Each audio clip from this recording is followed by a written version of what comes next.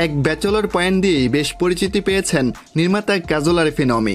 লাভ fun comedy ধাঁচের নাটক নির্মাণে বেশ সুনাম আছে কাজল আরিফিন অমির। দীর্ঘদিন পর ব্যাচেলর পয়েন্টের নির্মাতা ফ্যামিলি ড্রামা গল্পের নাটক নিয়ে আসছেন। ঈদে অমির নতুন নাটকের নাম শেষমেশ। অমি বলেন, নাটকটি পুরোপুরি ফ্যামিলি ড্রামার। গল্পটি হাস্যরসের মাধ্যমে তুলে ধরেছে, পরিবারের সবাই মিলে উপভোগ করতে পারবেন।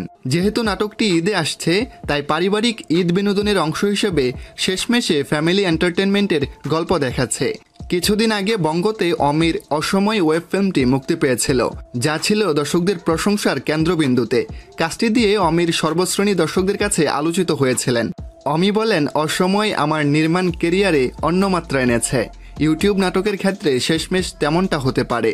গল্পের ধারণা দিতে গিয়ে পরিচালক জানান, একটি ছেলে তার ফ্যামিলিকে হ্যাপি রাখতে বিভিন্ন ফেক কাজ করে থাকে, যে কাজগুলো করা মুখের কথা নয়।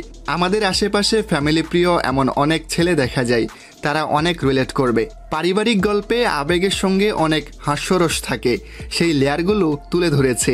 ঈদে আমার একটিমাত্র কাজ আসবে, তাই সব সময়ের মতো এই কাজেও যত্নশীল ছিলাম। ঈদুল ফিতরে ক্লাব 11-এর ইউটিউবে শেষমেশ প্রচারিত হবে। এই নাটকের বিভিন্ন চরিত্রে অভিনয় করেছেন জিয়াউল হক পলাশ, পারসা ইভানা, মনিরা মিঠু, চাষি আলম, শিমুল শর্মা, পাভেল সহ আরও অনেকে। তো বন্ধুরা, নির্মাতা কাজল আরিফিন অমির কোন কাজটি আপনার বেশি ভালো লেগেছে তা অবশ্যই কমেন্ট করে জানিয়ে দেবেন। আমাদের ভিডিওটি লাইক করে আমাদের সঙ্গেই থাকুন। ধন্যবাদ।